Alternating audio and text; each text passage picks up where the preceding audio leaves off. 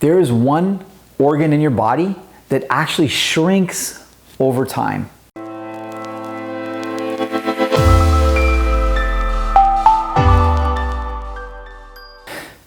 This one organ I'm referring to is your skeletal muscle. It is the largest muscle in the human body. It's part of an organ system called the muscular system, which involves your heart, cardiac muscle, smooth muscle, which lines your organs, and skeletal muscle. Skeletal muscle is by far the largest component of the muscular organ system. If you don't continue to grow muscles, you can expect them to shrink over time. Use it or lose it kind of thing. I have one patient who's in his 90s and cannot walk. Not because of brain issues, not because of joint issues, but specifically because this human being, this lovely human being, does not have the quadricep muscles. The muscles responsible for basically straightening the leg that's necessary for walking.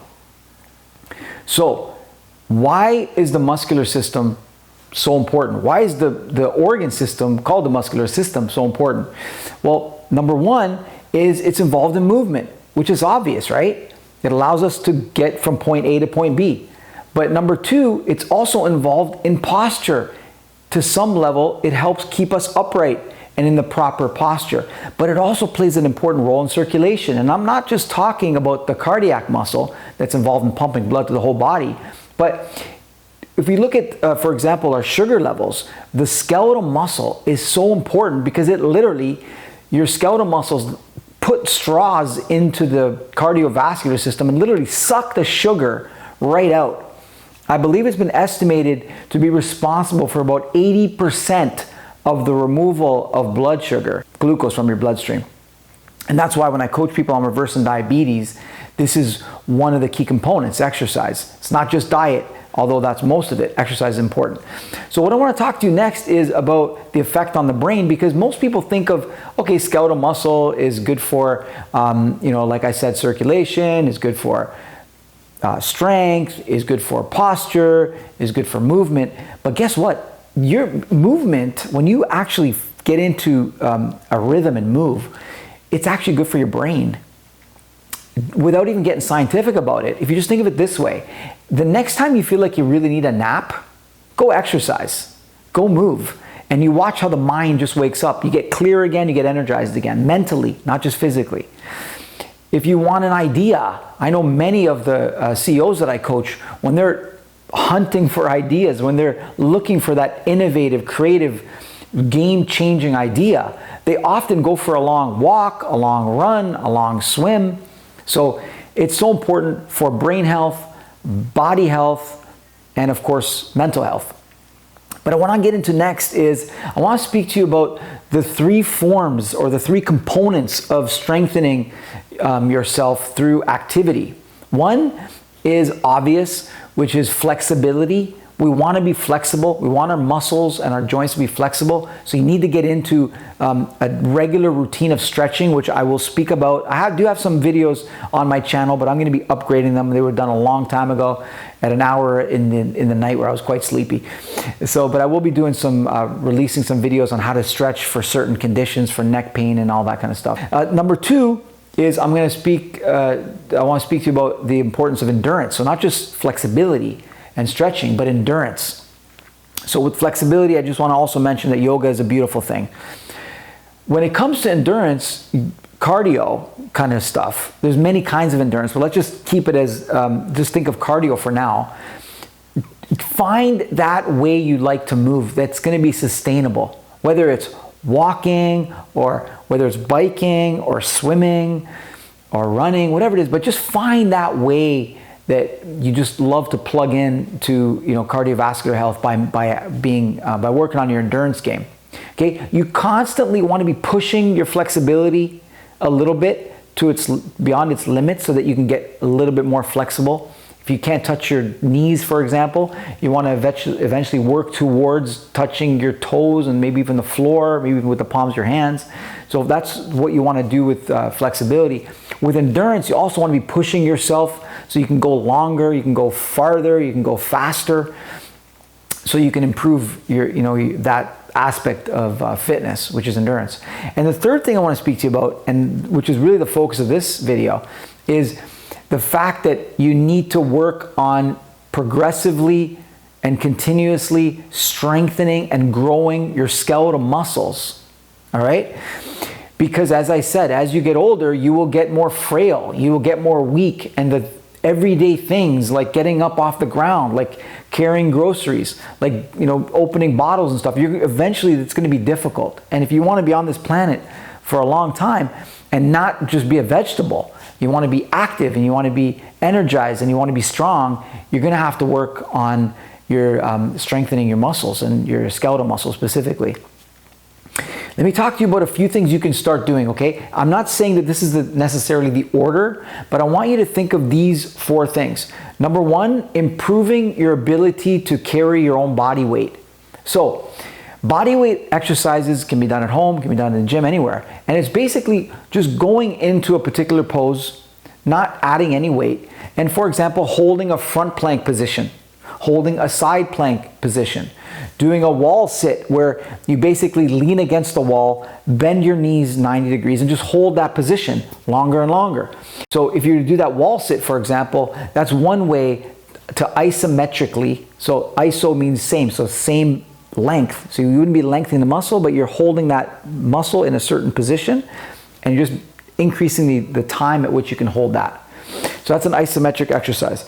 The other thing you want to focus on doing is targeting weak muscles. So for a time period, for example, I had my triceps that were very weak, so I started specifically focusing on strengthening them, and now they've done well. In fact, I think they're stronger than my biceps. I know they are. How do you know if your muscle's weak?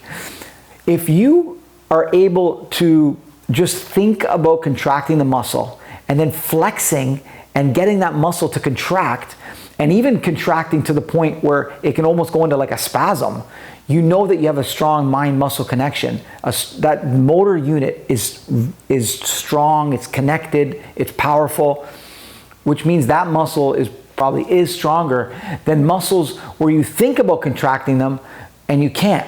I know many elderly women, young women too, but specifically, especially elderly women, they can't contract their tricep because the tricep muscle doesn't even exist. It's like this flabby thing that just kind of waves at people when you're saying goodbye.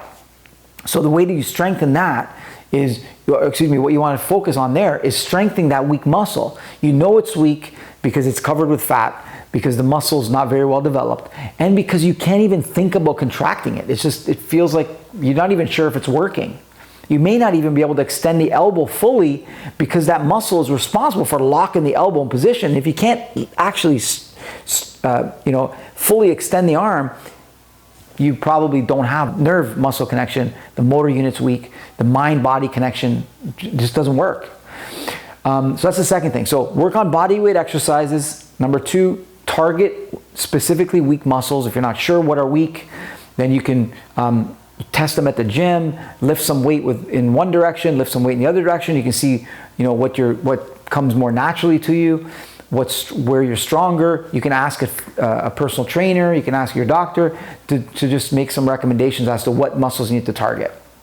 Okay, third is compound exercises. Compound exercises are really powerful because what they're doing is, instead of isolating a specific muscle, you're able to go into particular exercises that involve multiple muscles. So for example, if you were to do a squat, if you're going all the way down, bending down and coming back up, you're using many muscles. You're using your quadriceps, you're using your glute medius, glute minimus, glute maximus, you're using your core. Okay, and so it's just a powerful thing. If you were to do deadlifts, for example, you can see that many joints are bending, right? And extending, flexing and extending, which means you're using multiple muscles, because that's what muscles pretty much do, is they take the joints into their full range, right? And there's a lot of muscles that do flexion and extension.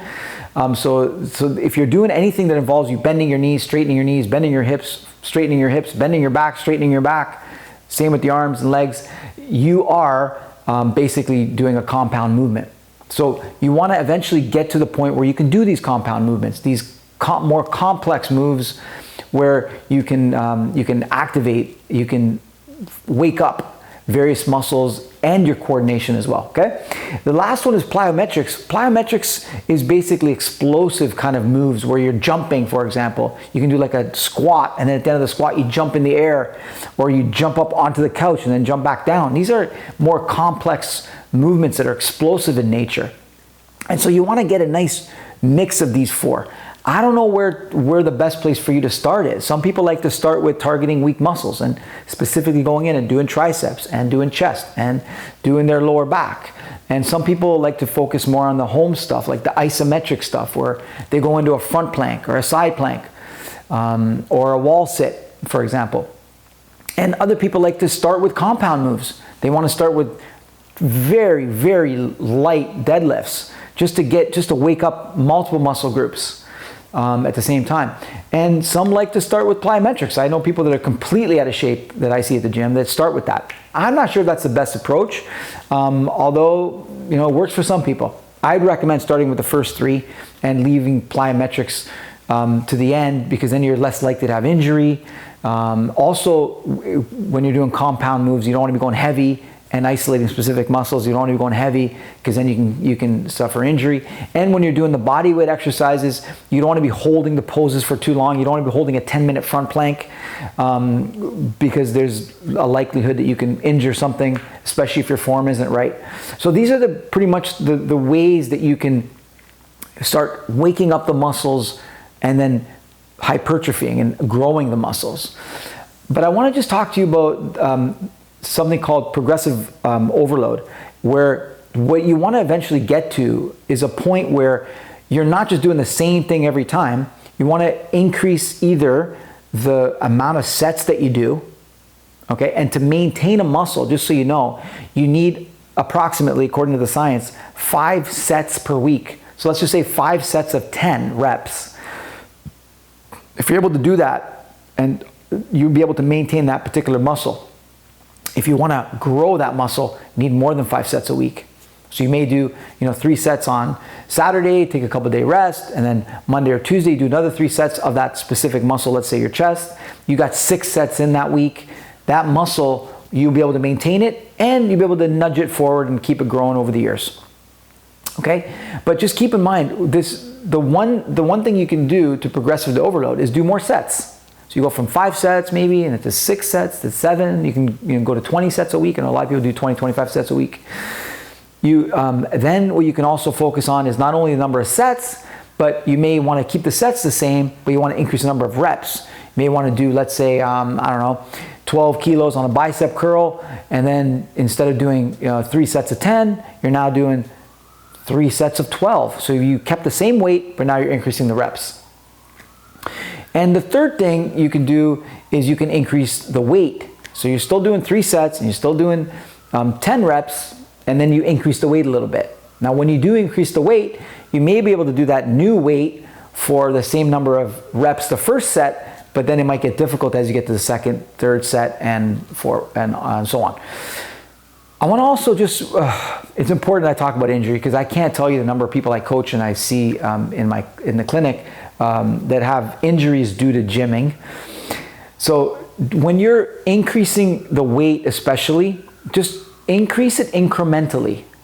I know people that go from deadlifting, their body weight, maybe let's say 70, 75 kilos, and then they go right to 100, go up to 120. Just big jumps, quantum jumps that positions you to have an injury.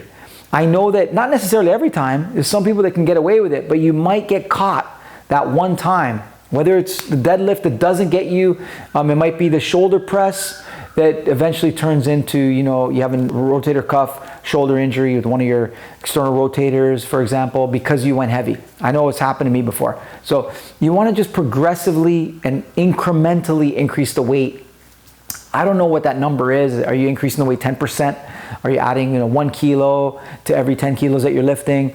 Are you going to add 5%? I'm not really sure. But I would just base it on when the reps get difficult. So get to a weight where you're comfortable. You're pumping out 3, 5 sets of, let's say, 10, 12. If you're starting to get the reps of 15 and 20 and 25 and 30, you're obviously it's getting too light for you. and therefore you can start increasing the weight. I would also recommend that you play within the different rep zones. You can play with a 1 rep max where you're trying a particular exercise and seeing what's the maximum amount of weight you can push, 1 full rep in the full range of motion in the proper form. And then what you want to be able to do is play in the higher rep zone, in the 25 to 30 rep zone. Maybe you're going to end with as many reps as you can, and just kind of pump out as many reps as you can. So you might play in both zones. You might go to the gym one day and feel like, you know what, I want to focus more on body weight today. I want to focus more on compound moves. I want to do some plyometrics. I want to focus on this particular muscle group that seems to take 3-4 days to recover because it's obviously weak.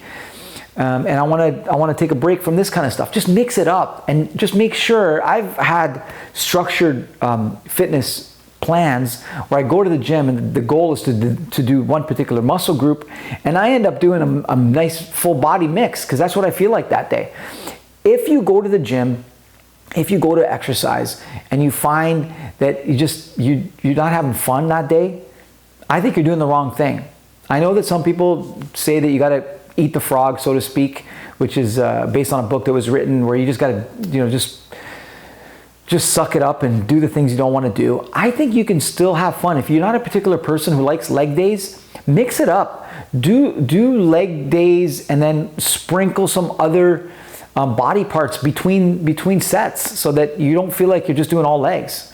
Do some body weight stuff. Hold a front plank. Just make it fun. That is the main thing because you want it to be sustainable. You want to continue to grow your muscles over time. I'm coaching people that are over 80 years old and they're actually working on growing their muscles.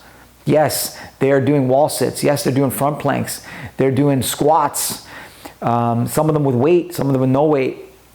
But it can't be overstated. The muscular system, specifically the skeletal system, will shrink over time, and you can expect to get frail as you get up in your age. Okay, so it's important. It's like I said, can't be overstated. It's just so critical that you work on muscle growth. So please give it some attention. Start slow, start small, but just start. If I want to end with one thing, it would be just get a pair of these if you're working out from home and just start. Just do something. All right, guys. But just make sure that your form is right. Make sure that you go through the full range of motion so you fully stretch the muscle, fully contract the muscle, and please share it with people that are important to you. All right, take care.